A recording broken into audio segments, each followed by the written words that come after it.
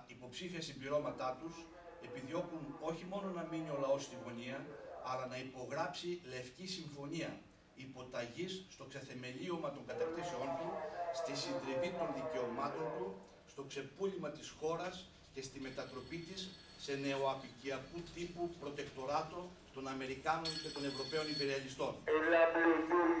Η υπεράσπιση των αγώνων και των κινημάτων της νεολαίας και του λαού της προηγούμενης περίοδου, η προβολή της μαζικής αντίστασης στην επίθεση και τις συνέπειες της κρίσης και η συγκρότηση της αριστεράς της επαναστατικής σοσιαλιστικής διεξόδου είναι οι πραγματικές ανάγκες και απαιτήσεις για την εργατική τάξη, το λαό και την νεολαία. Αυτή την κατεύθυνση αποτελεί η μόνη πραγματική διέξοδος για τα λαϊκά συμφέροντα.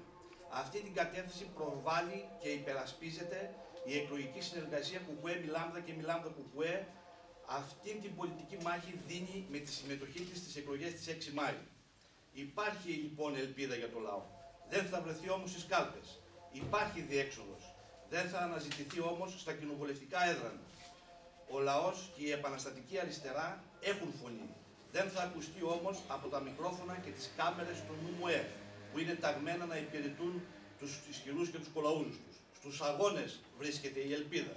Στο λαϊκό κίνημα βρίσκεται η διέξοδος. Στη σύγκρουση με το κεφάλαιο και τον υπεριαλισμό. Στην αντίσταση, στην επίθεση του συστήματος. Παρεμβαίνουμε στην εκλογική διαδικασία χωρίς εκλογικές αυταπάτες. Με στήριγμα τους αγώνες, το λαό και την αριστερά. Γνωρίζοντας ότι οι πραγματικές λύσεις για την εργατική τάξη και το λαό δεν βρίσκονται μέσα στις κάλπες του συστήματος. Για να υπερασπίσουμε και να αναδείξουμε τον μοναδικό δρόμο, αυτόν της αντίστασης και του αγώνα.